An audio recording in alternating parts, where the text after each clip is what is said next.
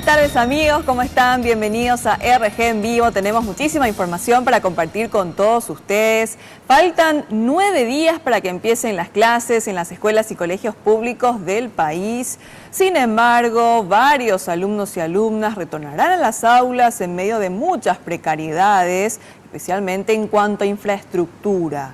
Los directores lamentan que ellos tengan que poner de sus propios bolsillos dinero como para la compra de insumos básicos.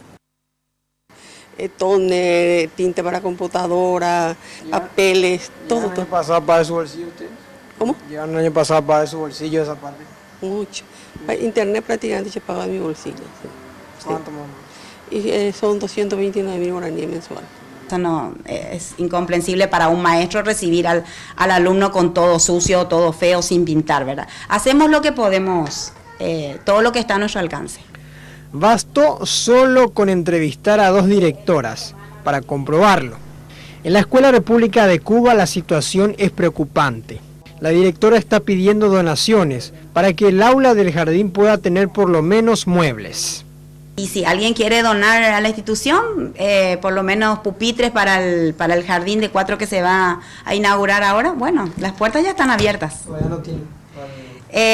Tenemos, pero viste que es una comunidad focalizada, hay muchos niños, ¿verdad? Entonces, si un colegio privado y eso tiene y qué sé yo, y quiere donar, porque existen colegios privados que van renovando, ¿verdad? Entonces acá Cuba tranquilamente tienen las puertas abiertas y entran nomás con los pupitres y nosotros estamos agradecidísimos. En 9 días comenzarán las clases, pero la institución sigue presentando paredes rajadas, alambrado de ventanas abiertas, vidrios rotos y criaderos de mosquitos. El pago anual del Ministerio de Educación en concepto de gratuidad es solo de 8 millones de guaraníes aproximadamente, según informaron. Compramos, como dirección se compra la pintura, ¿verdad? Y lo reparamos, pero ¿qué pasa? No da abasto, porque cuántos años hace que estamos pintando, reciclando, ¿verdad? Pero tenemos esperanza que este año vamos a recibir seguro. En el vicepresidente Sánchez, el panorama es un poco más alentador. Las aulas y mobiliarios fueron restaurados.